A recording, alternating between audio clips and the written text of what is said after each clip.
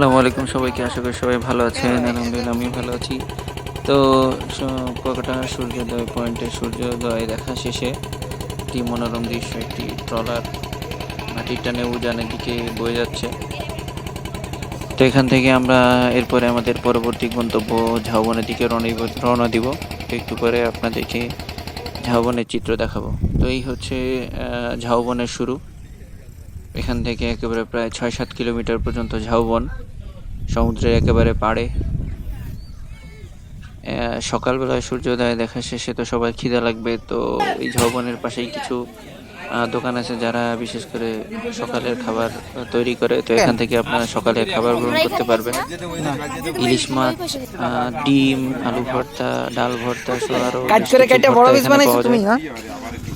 তো আপনারা সাথেই থাকুন এবং দেখতে থাকুন। কেন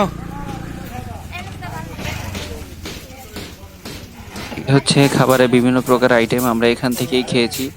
আর এই হচ্ছে আমাদের বাবুর্চি মহোদয়, তিনি একটু পরে আপনাদেরকে সাক্ষাৎকার দিবেন, প্রস্তুত না হয়ে আপনার আসতেছেন। আপনার তো এখানে দেখি খাইলাম উনি তো। কি বলেন।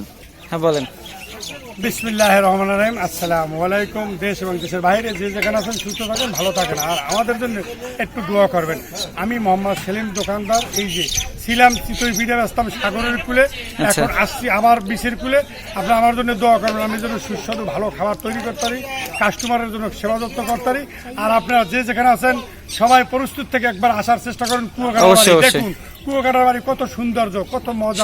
সবাই আসছে, খুব সুন্দর লাগে, ভালো লাগে। আপনার হোটেলের নাম কি? জি, হোটেল মায়ের দোয়া। হোটেল মায়ের দোয়া থেকে বলছি আমি। একটু আমার জন্য দোয়া করবেন, আর সবাই সুস্থ থাকবেন, ভালো থাকবেন, আমার জন্য প্রস্তুত দেবেন। জি চাচা, আসসালামু আলাইকুম। আচ্ছা, সাক্ষাৎকারটা অনেক সুন্দর ছিল, তাই আর কি তার সাক্ষাৎকারটা না কেটে সম্পূর্ণটুক দিয়ে দিয়েছি ভিডিওতে।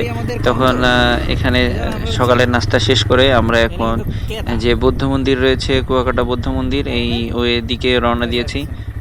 তো সবাই সাথেই থাকুন পরবর্তী গন্তব্যে। মোবিল আছে। হ্যাঁ, আল্লাহ হাফেজ।